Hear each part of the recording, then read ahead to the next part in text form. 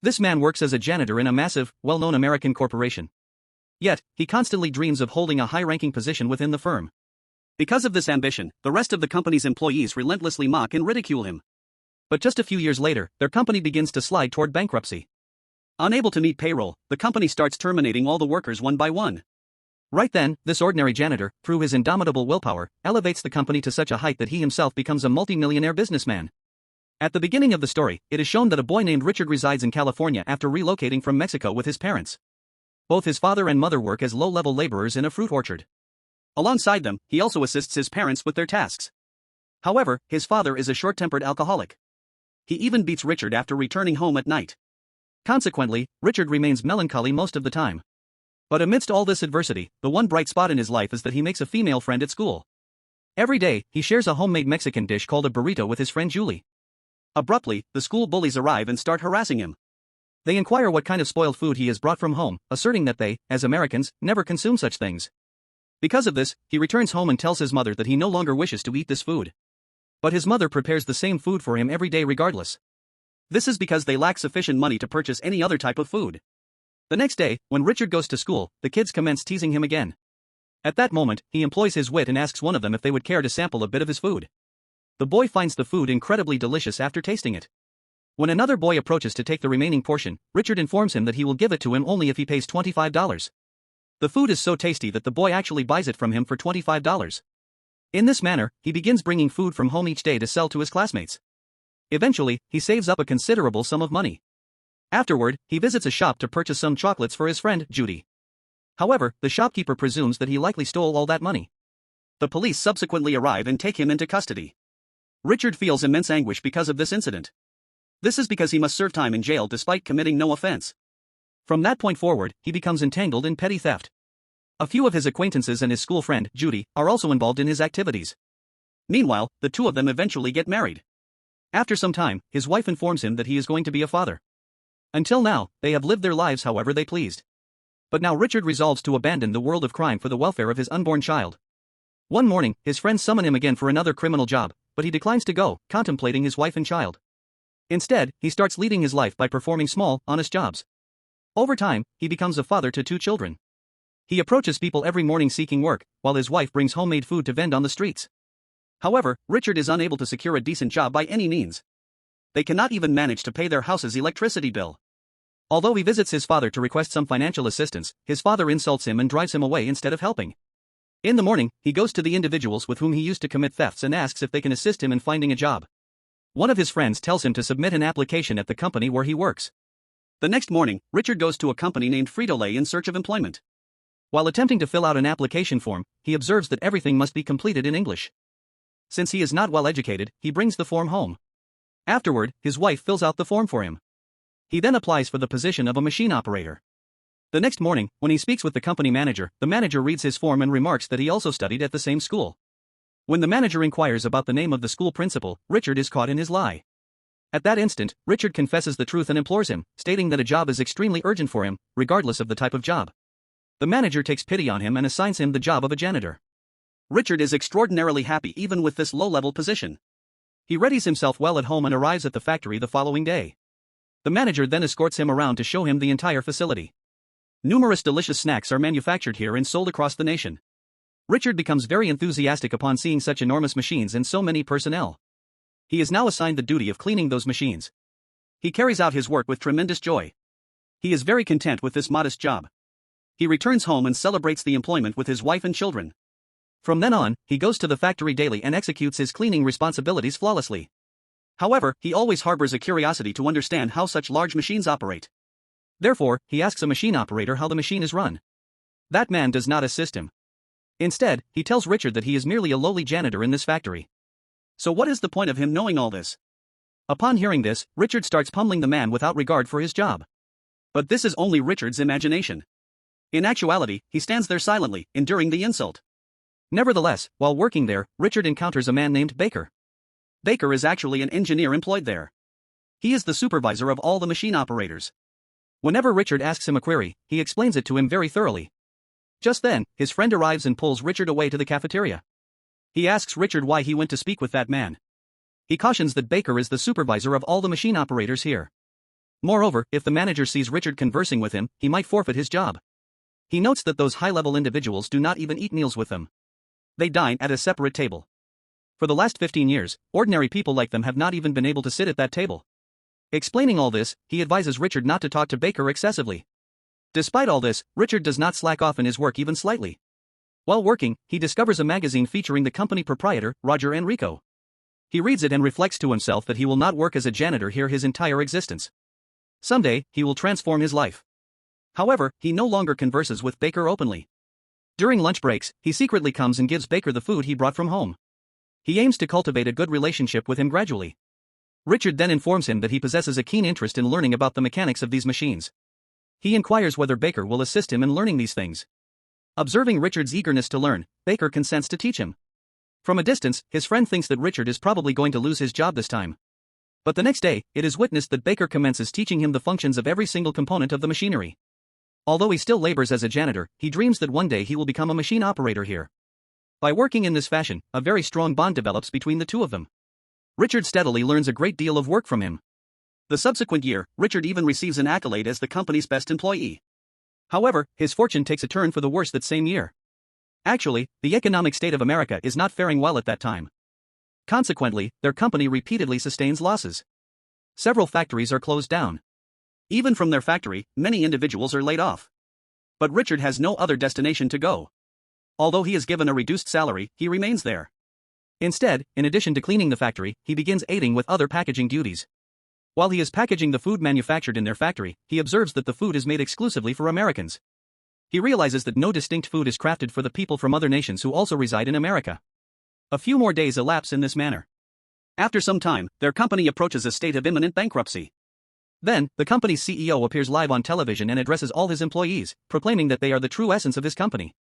He urges them to regard the company as their own from this day forward. He explains that they are navigating a very dire period. Nevertheless, he hopes that they will be able to reverse this adverse situation in a very brief span. He requests each of them to perceive themselves as the CEO of the company. Richard begins contemplating after hearing these words from Roger Enrico.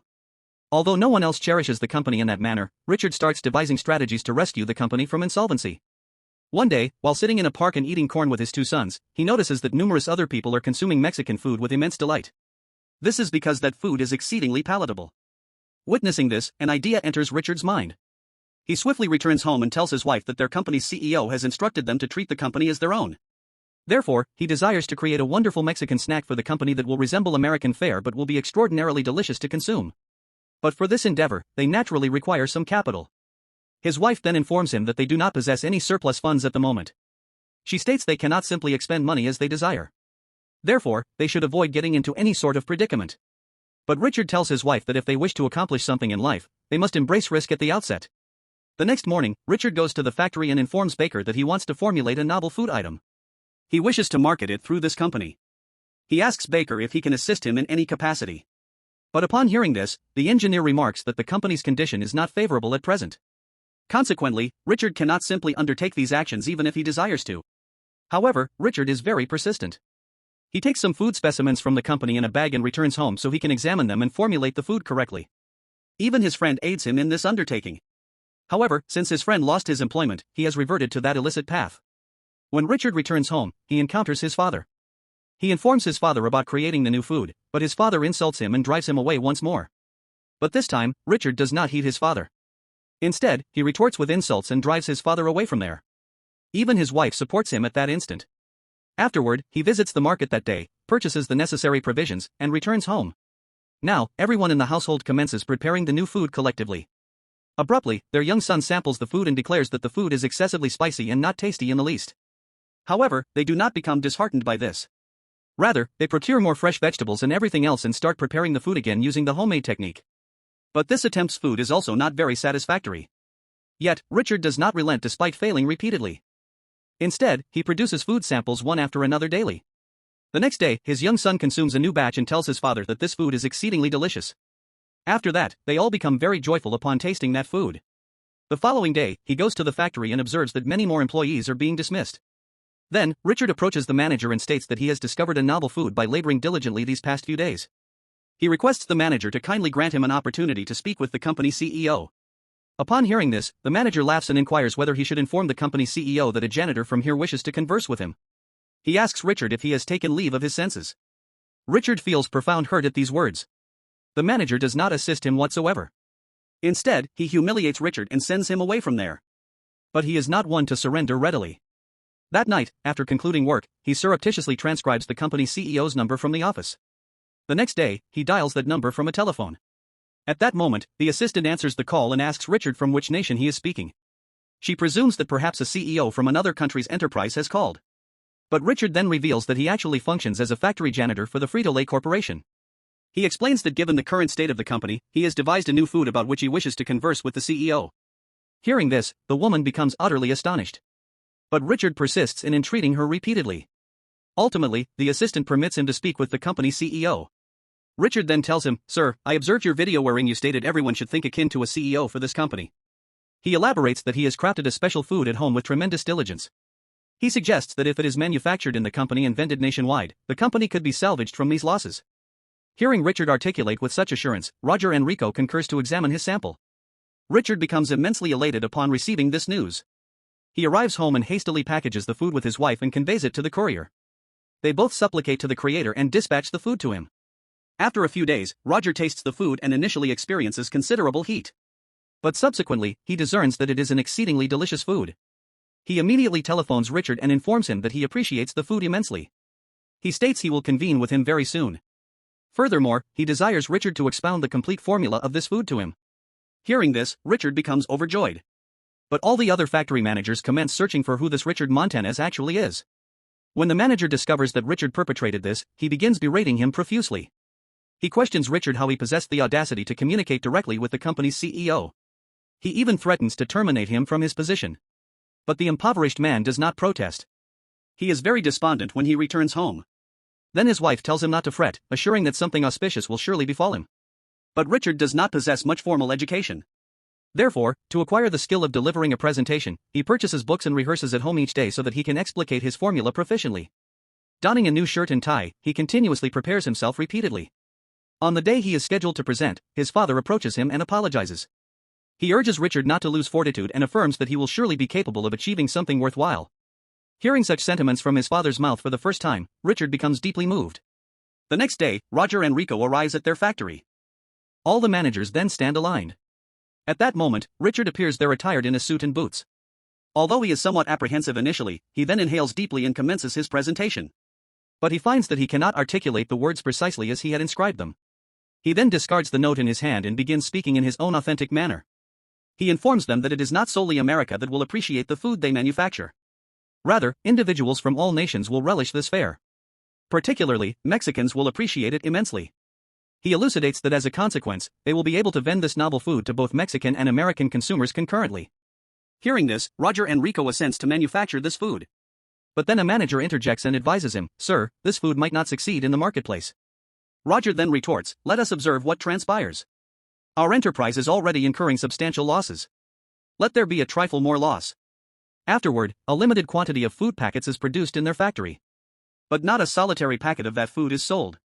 Richard becomes somewhat disheartened. However, Baker then consoles him and counsels him not to worry unduly and affirms that they will assuredly witness these foods being sold. Richard deliberates extensively on how his food can be marketed.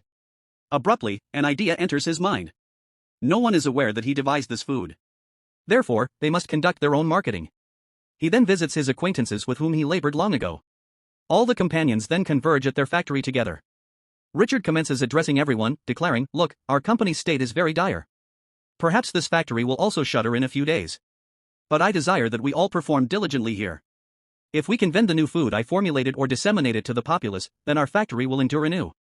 Even those who forfeited their positions can be reinstated here. And you shall not be dismissed from here either." Then everyone concurs with his proposition. They all collaborate to convey their food to every single marketplace. They even deliver the victuals to parking areas where multitudes congregate. From playgrounds to every conceivable locale, they disseminate their food. Promptly, the novel food reaches everyone's possession across the entire city. Then all the people commence relishing this food immensely after consuming it. In an instant, the foods they initially manufactured are completely sold out. This intelligence reaches the ears of company CEO Roger Enrico. He then telephones Richard and declares that their food is selling exceedingly well in every market. Hence, more food must be manufactured. Richard inquires whether he should produce 5,000 packets. But Roger Enrico instructs him that this time he will fabricate 50,000 packets. Receiving such a substantial directive, everyone initiates the task of fabricating that food in the factory at maximum velocity. All the employees labor day and night. Even those who were laid off are summoned back to work. Overnight, their manufactured food is dispatched to all locations. Within 6 months, the renown of his food proliferates across the entire nation. But Richard is still functioning as a janitor in that factory. He muses to himself that he merely desires to perform the duties of a machine operator. But he does not feel disgruntled about it in the least. Rather, he persists in executing his cleaning responsibilities commendably. One day, when he ascends after cleansing the grime, he abruptly encounters company CEO Roger Enrico. He is astonished to behold him initially. Then the company CEO surprises him and appoints him as the marketing director of their enterprise. All the personnel in the company then welcome him with ovation. In this manner, owing to indomitable resolve, a mere janitor ascends to become the godfather of Latino marketing.